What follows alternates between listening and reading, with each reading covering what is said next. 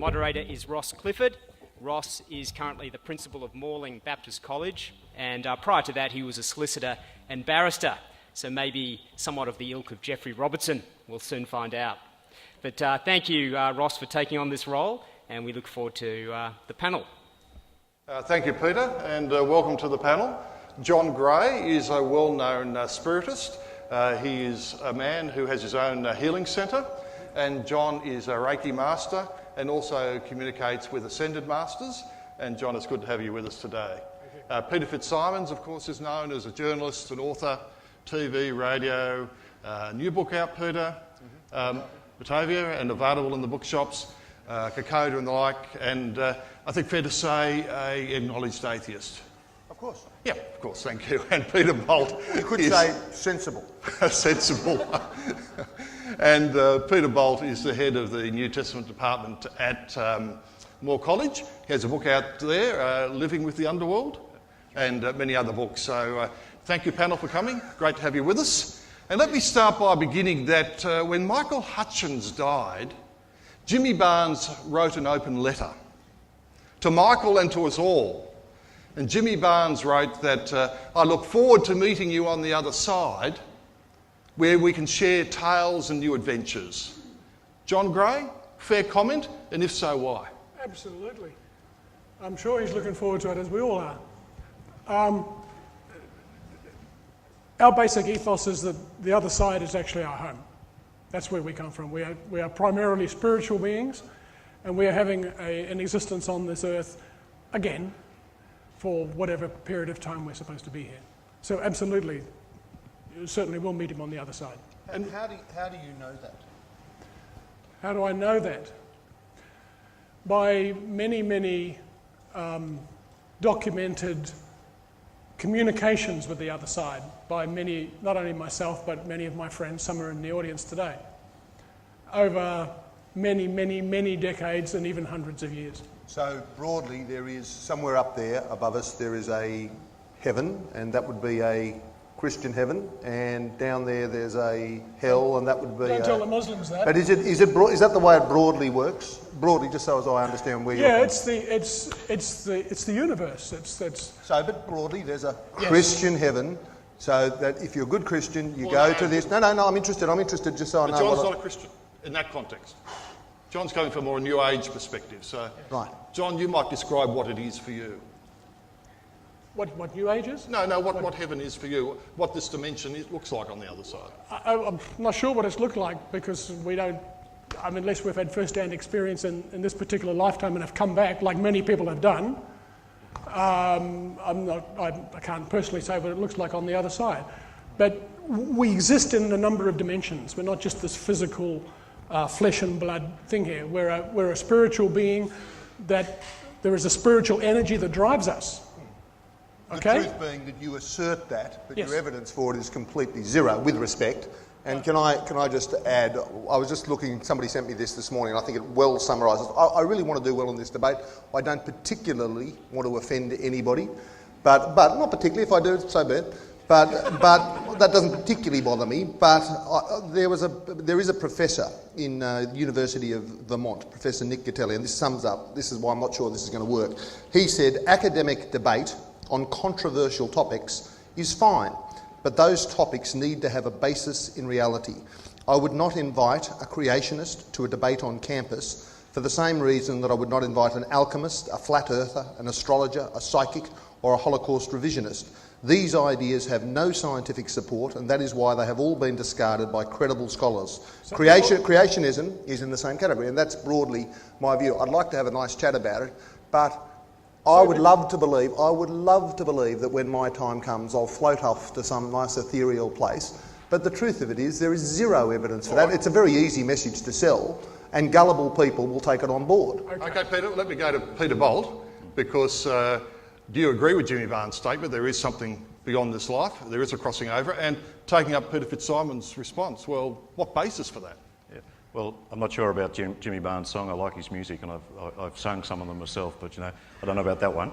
Certainly, there's something beyond. In terms of the evidence base for it, what the Christian Gospels proclaimed, of course, which is no new news. It's proclaimed for years that the evidence base is two very significant events in the first century of our era: the death of Jesus Christ and the resurrection of Jesus Christ from the grave 3 days later.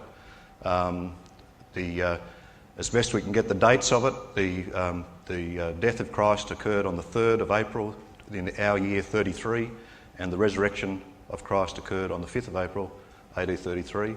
They are the two foundational and fundamental events of the Christian proclamation, and those two events are attached to those events are attached some promises from God, saying that because Jesus had died for us, forgiveness of sins is available for us, which means we can stand before God as our judge forgiven. And because Jesus Christ rose again from the dead for us, the victory over death is also promised to us because of that. So in your structure, there is this heaven, and if you're a Christian, you go. Is that broadly it? What about if I was a child born in Saudi Arabia and I was raised as any entrance for me? Well, you're not, so I can... No, but if I was, hypothetically, in your system, God created this earth and all these people, and it has to be said, all these religions, but he also had it that you could only be in the Christian tribe to get into his heaven. It seems a very strange thing for God to have done. Well, you asked me about evidence, and I've given you where the evidence lies. Okay, so that's a solid event that is at the core of the Christian message. Now, because of that, what you're saying, people need to hear about Jesus Christ because those two events are foundational. Okay, and ever since the beginning, Christians have been talking to people about that. So God can do whatever he wants to do in his freedom, and there are, he can work it out. But the normal way is for people to hear about Jesus Christ and respond to that message. Okay, so if you're a 5-year-old child in Saudi Arabia and you don't look left and you don't look right and you're killed by a bus at the age of 5, you know heaven for you, because is that your system? Seriously? So what I'd say to answer you is to say I would know that because of Jesus, I know God is a loving God, and he will do the right thing. I don't know that. I'm not here to arbitrate on one or the other. Just remember, you can SMS your questions, please. We'd love to have your questions. This is hearing you, so you interact. So please SMS your questions and we'll take them. So the quicker the better if you SMS, and I think the details are there up on the screen. Peter Fitzsimons. Yes. What evidence would you need, therefore, to believe there's a crossing over, there's life after death? Well, I'd need the same as everything else. I would love to believe that my late parents will be waiting for me when I die. I'd love to believe that. I suspect not. I'd love to see my late brother again. There is no evidence for it whatsoever. And I mean, you say that's the foundation of the Christian church, and I think that 50 years ago, 100 years ago, when we were all in tight little tribes and we never visited other tribes, we could believe that. For me, the first time it sort of awakened in me, for what it was worth. I was playing rugby in France, particularly, and I went on a trip down to Gibraltar and I crossed over to Morocco. So I was across the Straits of Gibraltar, and for the first time I was surrounded by Islamic people. And for what it's worth, that was the first time it popped into my head the absolute absurdity of the notion that a child that was raised in Spain... No, hang on. The absolute transparent nonsense that a child that was raised in Spain, who believes all the Christianity and everything that they're inculcated with, has got the right and the true God, and the child that's born 15 kilometres across the strait goes nowhere. I mean, that was the first time it awakened to me, and I suppose that's what got me interested in it since. And there'll be people here I'm offending, and I'm not sure who I'm misquoting when I'm saying this, but somebody, Michael Shermer, I think it was, said, "You and I are basically the same. There have been 10,000 gods invented by man since the beginning of time that have been worshipped by God. You have rejected 9,999 of them as complete nonsense. I just checked, I'm within one of you. We're practically the same. So you look at all the religions, all the gods, and you say, my God is the true God, the one God. 9,999, complete nonsense. All I'm doing is I'm saying, I've just gone one step further. You reject them as transparent nonsense. I reject them all as transparent nonsense. We'll go over to Peter Bolt if we can. Peter, why does God make the evidence so hard to find? What is the point? Why does God make the evidence so hard to find? Well, who for? I mean,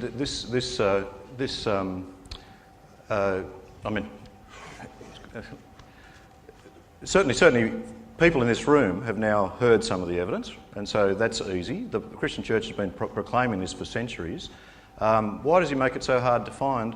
Well, I guess the way that God communicates, he became a man amongst us in Jesus Christ, and then he communicates in the same way through normal human processes of talking one to the other.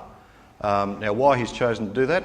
In a sense, there's a lot of positive things about that. He comes to us in a human form that we know, just like other pieces of evidence in history come to us through reports of other human beings. So we pick up on the message of Jesus Christ like that. Now, you must also admit that the Christian Church from the beginning, that is 33 AD, when Jesus died on the cross and rose again from the dead, Christians have been feeling the need to tell other people and going out and doing so. And we haven't stopped that. So we recognise too the need to get this message out to others, because God has made himself known clearly in Jesus Christ, but that needs to be heard and proclaimed to others. I'd just like to go to John Graham for a moment, give John a go here. John, evidence for you is probably a different thing, coming from what is loosely called New Age, but you communicate with ascended masters. I mean, is this part of what you see as evidence for life beyond death? We can communicate with anybody on the other side, in actual fact, and many people do. Many people amongst my friends, a couple in the audience today, very strong communicators with people on the other side. How can you otherwise explain some of the messages you see psychics giving to people that only that person would know the answer to? That's an evidence to my way of thinking. 2 points. There is that well-known charlatan, Jonathan Edwards, who does crossing over, which is total nonsense. Do you think really, if God wanted my parents to communicate with me, he'd make me pay $117.50 at the entertainment centre to do it?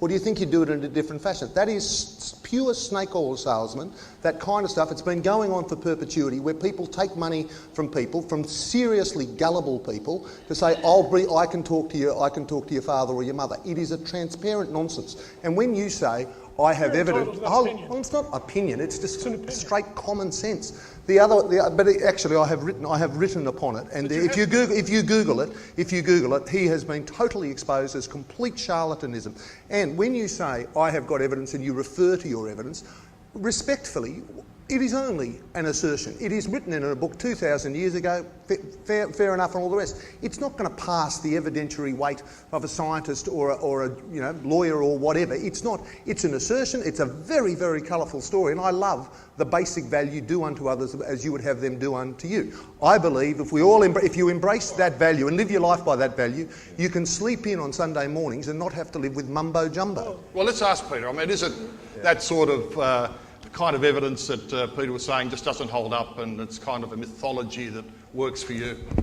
I also hate mumbo jumbo on Sunday morning. So that.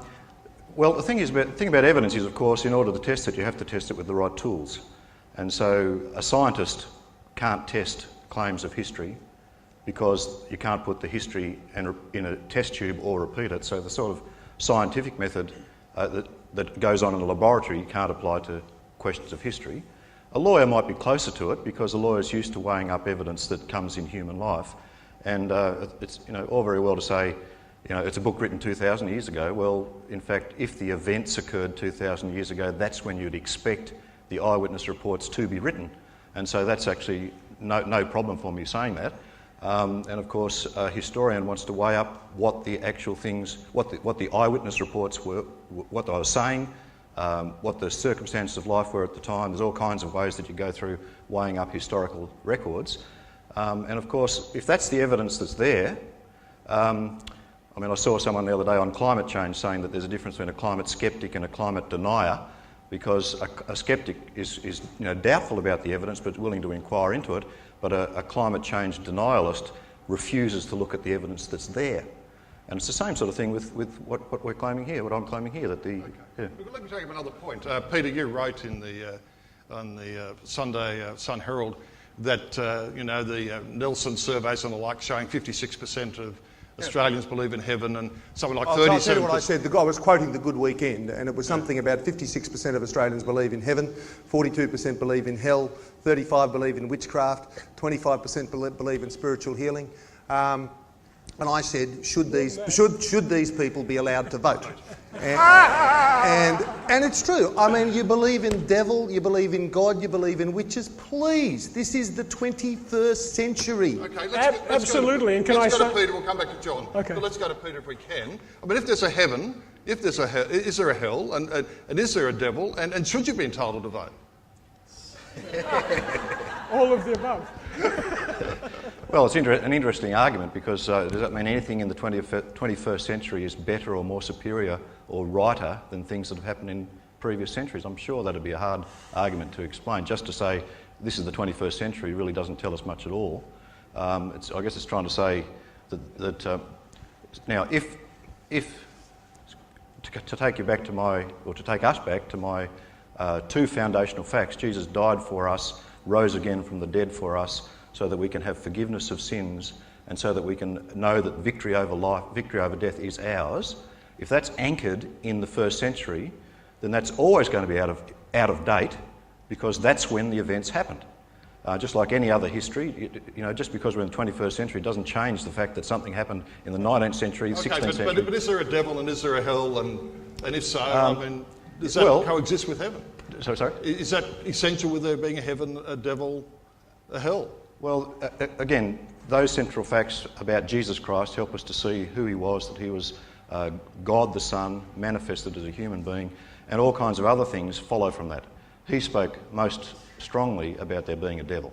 And so it doesn't strike you as staggeringly simplistic, this notion that we've got heaven up here where the tulips grow and hell down there where it's hell and coal and brimstone and all that, and if you're very, very good, the alpha male that lives above the clouds, who's watching everything we do, who's noting it all down. I mean, it's so childish. Well, Peter, we better ask you that is actually Peter's caricature of heaven. It's your caricature of heaven, but it's Peter Bolt's caricature of heaven. That picture is very childish. I say that with respect. I didn't mean to be too offensive. And I say with respect, that is very childish.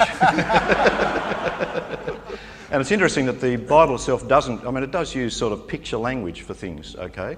But it doesn't actually describe much about what heaven or hell's like, except it does, we're talking about the afterlife in terms of the positive side. It talks about the renovation of all things, the restoration of all things, the kingdom of God, where the oppression and bloodthirsty regimes of human powers are no longer in power. It's like, there's a whole range of ways it's described, sometimes much more concrete and like the world we're in, other times using imagery. But I don't know whether the Bible talks about the tulips growing upstairs. Well, let's get to John. I mean, John, from a New Age type perspective, I mean, is there evil? Is there a devil? I mean, is there a hell? I very cheekily say that hell is sometimes a figment of religious manipulation, but I'm not sure that's totally true. I don't know. I know there's a lot of negativity out there. I know there's a lot of negative energies, and we experience this quite often. As I say, there is the other side. There has to be, because my first point is, why would we have one existence? Maybe that's all we have. That's all there is. Doesn't make a lot of sense to me. But what I want to say is that if we just simply are concerned with this physical being we have, and that there's nothing else, that nothing drives us, there's no energy, and we feel energies every day. If we tune into them, we understand them. It's easy to hide behind the idea that we're just a physical body and that's it, we disappear into the dust. How can you explain all the paranormal experiences that are going on in the world today? More and more and more, and some of my friends here will tell you we're having them every single day. And I would put it to everybody in this audience, you've all had an experience of some sort that you can't explain. The Bible can't explain it. How do you know you've had a connection with somebody and you can't explain it? Everybody has them. Peter, we have a question that kind of flows in from that question. I mean, John's talking about evidence for the afterlife, experience of the afterlife and paranormal. I mean, how do you explain the paranormal and people's experiences of the paranormal? There are plenty of people out there who've spotted UFOs. There are plenty of people out there. There are more people that have spotted UFOs and that kind of stuff than have claimed to have had saint-like miraculous experiences.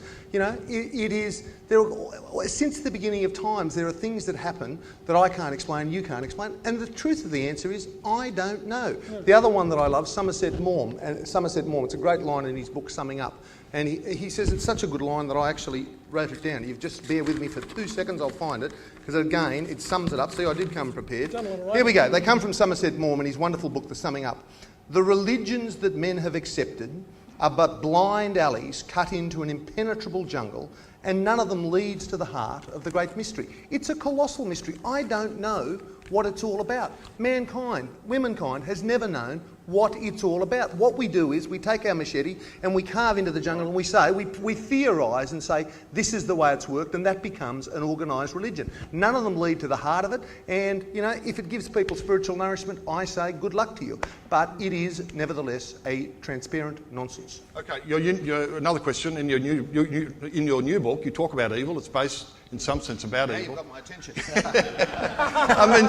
I mean, how do you judge that is Doesn't evil? make any money out of that, by the way. I mean, how do you judge that is evil? I mean, You don't. I did you know, call that demonic? I know. I am a very strong atheist, and my children are more or less atheists, I think, except my daughter, but who's Nick's goddaughter. My friend Nick Farr-Jones up the back, who's a very strong Christian. But I know that let's just say the worst example, to kill a child, let's say, okay? I know that is wrong, and my children will know that's wrong, and my children's children's children, if they're atheists, will still know it's wrong. How do you know? But how do you know that they won't? I mean, I'm saying there are moral values that I've got from my family of what is right and what is wrong, and from the wider community around me.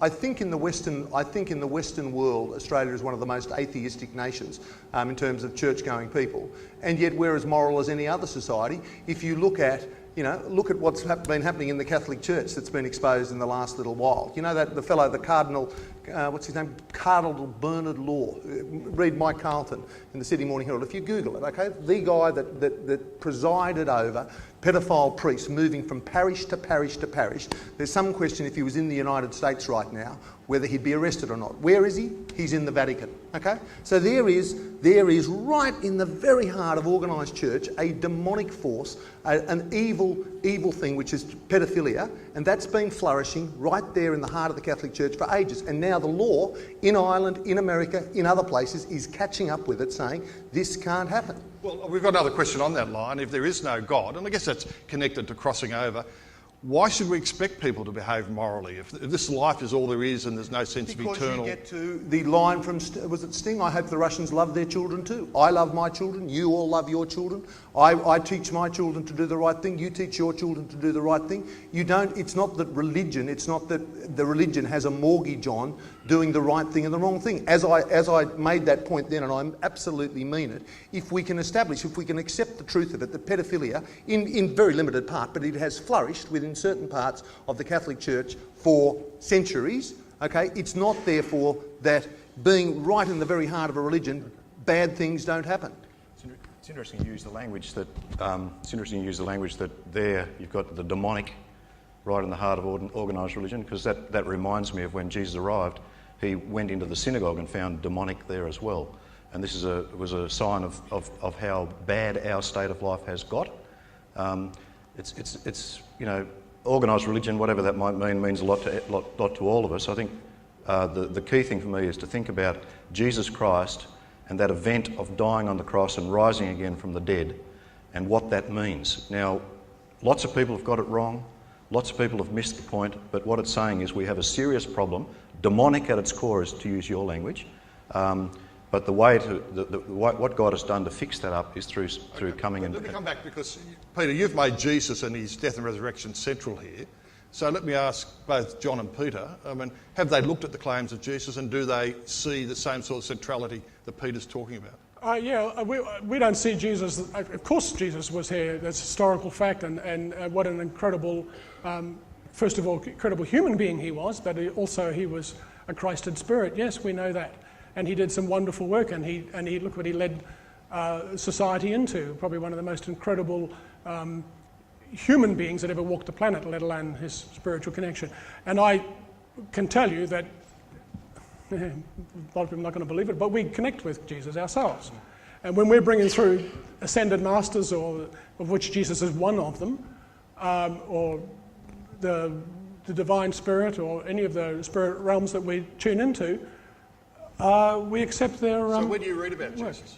In the Bible, or do you read in your own books? Or? I think most of it, I grew up an Anglican originally, and so I guess whether you grow up in Christianity or you don't, certainly in Western society, you're well aware of Jesus. Do text your questions too, please. Do text. You ask, have I done my time? Yes, I have, and I can tell you that at the chapel at Knox Grammar School, I have so done my time that I can tell you from the bottom to the top is 232 bricks, and from the right to the left is 167. Yes, I have done my time in Sunday school, in chapels and all the rest. And I can see occasionally, and I try to stop myself from saying things like nonsense and so forth, because some people do find it offensive, and I can see some people saying, that's too hard. Can I ask you this, for those that are really right into it? Let you that have serious Christian beliefs and are offended by what I say, you subscribe broadly to a belief system which is that people like me that don't believe, not only don't believe a word of it, but actually say it out loud, this is a total nonsense. You subscribe to a belief system which says that not only will I spend my life burning in hell, but I deserve to spend my life burning in hell. So you subscribe to a belief system which is not really respecting me and people like me. You're saying that person over there deserves to burn in hell for all eternity. Why then should I treat your belief system with elaborate respect and say, what, you believe there's an alpha male up above the stars, up above the clouds that's watching everybody and doing everything? Oh, okay. I mean, so if you are offended, I don't mean to personally offend you, but is it not a fair question? Okay. Why I should treat your system with elaborate respect when you don't respect mine? Fair question, answer. Okay. I don't know whether I can speak for everyone in the crowd, because I can't, but you keep on worrying about people, but you're offending people. I haven't felt well, I haven't felt offended at all, because in fact here we are inquiring about one of the most serious issues of life. Death is one of the biggest problem in human life, and whether there's something beyond it must be one of the most serious questions to ask about. We're exploring it together. I don't feel offended at all. I can certainly recognise in your statement, if it was like that there would be cause to be offended by what I'm saying, okay? But the classic description of a Christian telling someone who's not a Christian about the Christian message is not, you're wrong, you deserve to go to hell. The classic description is one beggar telling another where he's found bread. Now, I feel so deeply about the problem of death that afflicts us all in all kinds of different ways, and that event of Jesus dying on the cross and rising again from the dead is good news for a dying world. Now, what I'd like to say to you is, I commend it to you. I'd love to try and persuade you of it, but that'll take time, of course. Now, Peter, I recommend to you sleeping in next Sunday morning. Okay, Peter, now, I think I'll take you up. Peter Fitzsimons, I sat in the same chapel and I think I got to 233 bricks as well. Look, we've got a question here, and you don't feel the need to answer it. But do you send your kids to a Christian school, Yes, and if so, why? Because it's a very fine school. So what would you expect? And I also want my kids to have cultural literacy in understanding, the broad brushstrokes of Christianity, as I want them to understand the broad brushstrokes of Islam and the world that they live in. So in the Judeo-Christian culture and all the rest of it, I do want them to have that literacy, although I think it's a fantastic thing in the introduction of ethics classes. How religious classes, scriptures, survived in public schools for so long, I'll never know. But it's a wonderful thing that people of courage, politicians of courage, even though they're quite outgoing, they'll be gone within 2 or 3 weeks, actually put their signature on something that was long overdue. Okay. Peter Bolt, and last sort of opportunity to get your SMS questions in. Was the Bible written contemporaneous with events? Well, you'd have to say which bit of the Bible you're talking about. I mean, we've got a book that's a collection of 66 books written over a long period of time. If you're talking about the New Testament, where was the Gospels, because I'm talking about Jesus, why don't we focus in on there? Was it written contemporaneous with the events? It picks up on, the Gospels pick up on eyewitness testimony. They were written in close time, not exactly at the right time, but they were written within decades of the events that it reports about, and in ancient history terms, that's quite close. Now let me ask another question. I mean, from your own personal experience, and I'm sure you've had the experience of loved ones, friends, facing the reality of death and crossing over. John, what do you share? I mean, what comfort, what hope, what's your message? That there is somewhere to go. That this life you're living now and that is ending for you is a temporary one. And you've come here to learn a lesson. Hopefully you've learnt your lesson, whatever that's supposed to be, your life purpose. but there is a place to go on the other side. When you see the white light that our famous friend Mr. Packer didn't see, because he didn't die, by the way, when you see the light, you go for it, because that's where we've got to go. Here is the answer. Camera one on me. It always is, buddy. The great Russian writer Vladimir Nabokov, one of my favourite phrases, he said, "Common sense tells us that our existence is but a brief crack of light between two eternal walls of darkness." So that's my notion. Darkness, this tiny crack of light that we call our life, darkness. So therefore, what that motivates me to do, I want my crack of light to be a rainbow crashing into a kaleidoscope. I want colour, I want movement, I want to suck the marrow out of the juice of life with every day I've got here. If I felt there was an eternal life waiting for me, if this was just a dress rehearsal for something, why would I bother? It doesn't really matter, you just drift along. So the problem of thinking there's an afterlife is people can just drift along because they're going to drift off up to heaven anyway. Whereas if you think this is it, this is now, this is no dress rehearsal, folks, get the most out of this day, I think there's the potential to not live a better life, but you can have better fun on a Saturday night. So Peter Bolt, what do you say? There is somewhere to go, and Jesus is the one who'll take you there. And in this brief crack of light that we have... You've just been reading out every sermon you've got, haven't you? I've only got one. But, I mean, to respond to the brief crack of light thing, this life is a limited time. But in fact, when you see Jesus rose from the dead so that we might have life eternal, that actually floods this life with meaning as well, and purpose and direction, and it actually shapes things so that the actions that you take place in this world are most important for the world to come as well. So it's not as if it's either or, it actually is an enriching experience of this world to know the living God who's made us and put us here to serve him and others. Aren't Peter's comments in some sense justified, that it's led to a pie-in-the-sky sort of approach and live whatever you like now and whatever, because what really counts is eternity? I mean, I've just been in Tennessee and it's just about give your life to Jesus and then you go to heaven, and basically, you know, what you're concerned about, justice, environment, everything else, I mean, that doesn't really count. It's all about going to heaven. Isn't that a fair kind of comment? Well, that would be a distortion of the Christian message, I think, if that's the case. But the brief crack of light thing, that of course that takes you in different directions too. If all you've got is this life, you could be an Epicurean, that the life's all about eat, drink and be merry because tomorrow you die. Okay, yeah. And that has led to some of the most immoral people in the world, you see. It's led to some very good Saturday nights. That's right. Or it could, you know, there are other options. But, you know, but the thing is, we don't have to think like that because Jesus' resurrection shows us. Do you think that could have been a God moment, Peter? No. John, let me ask you.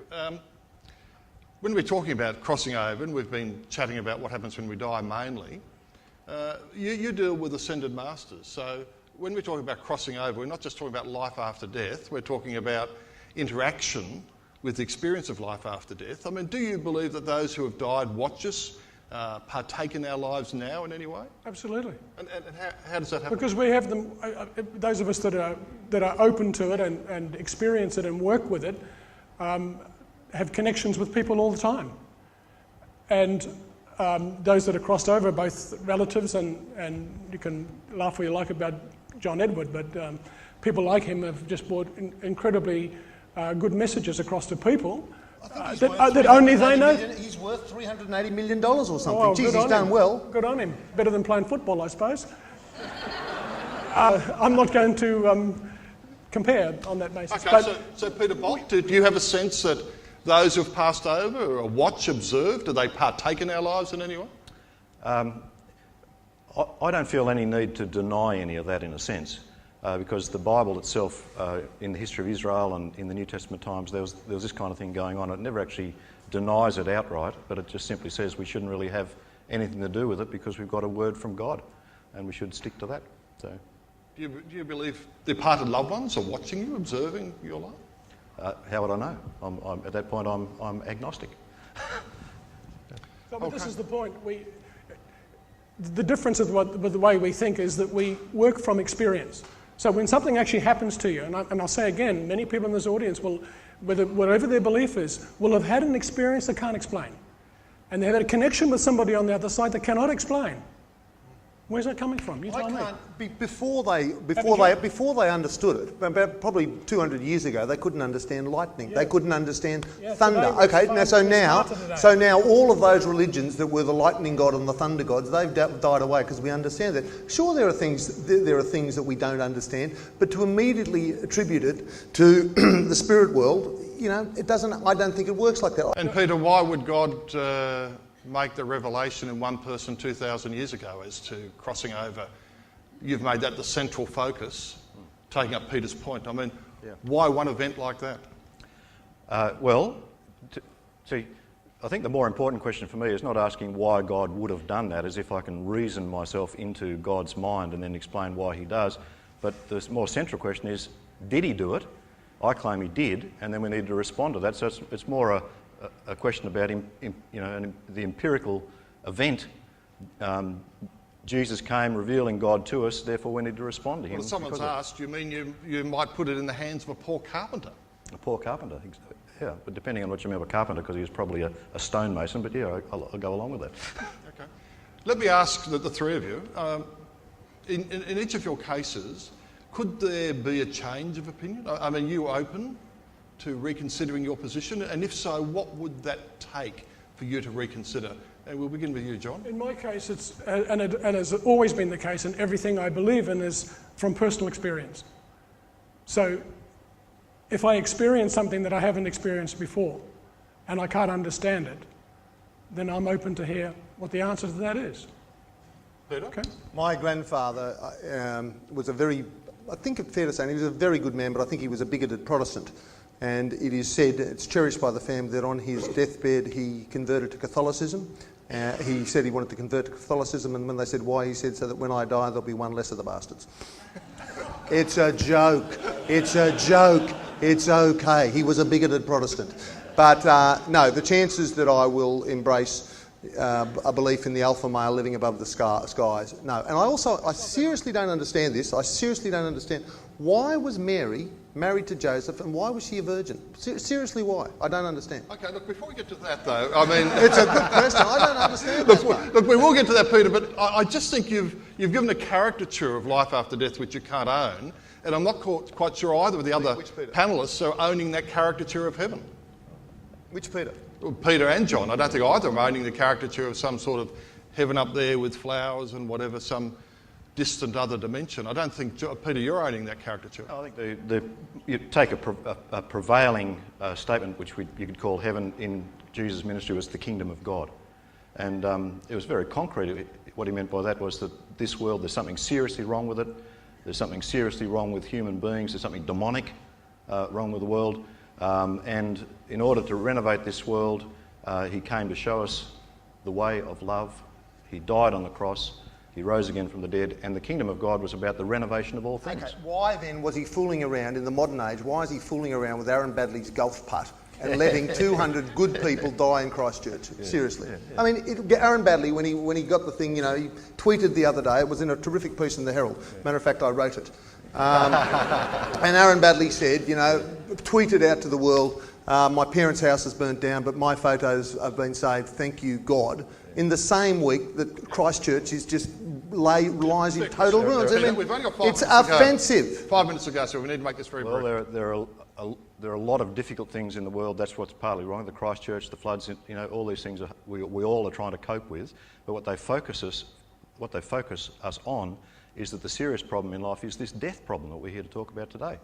And although I haven't got any answers to some of your questions, I don't know about the golf putt, the great thing to know is that God shows that he cares for us in our biggest problem through Jesus rising from the dead.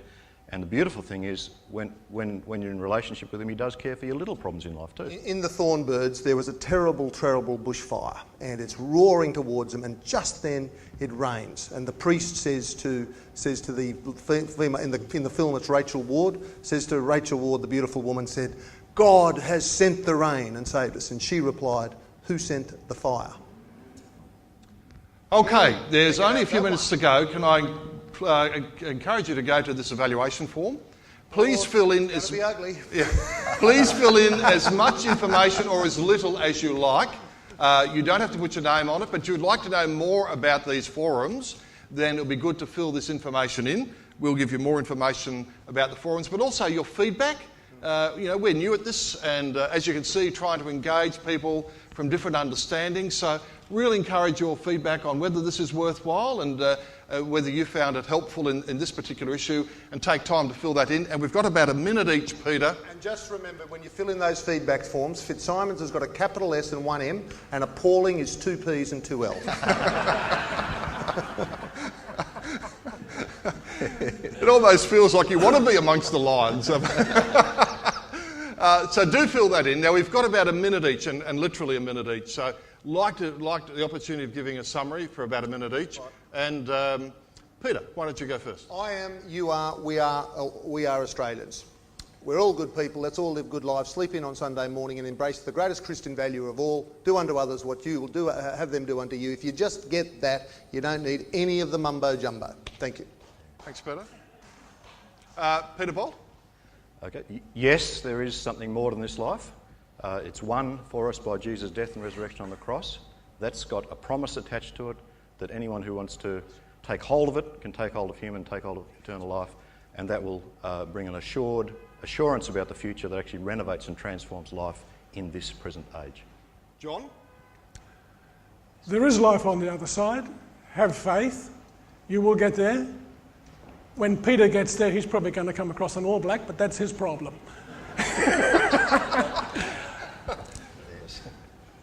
Just embrace who you are, the I am spirit that you are. That's what's really important. And the message from Jesus that most people tend to forget is love. Thank you. Okay, look, we've had, I can't believe it's gone so quickly.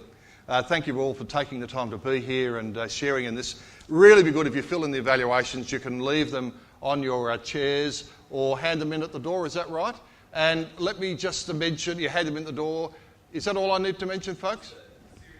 Oh, the series that's coming up. Yeah. Crossing over, is there anything out there after this life with Al Stewart? And you'll see the issue of angels and demons, the devil, crossing over, all sorts of topics that we've discussed about today.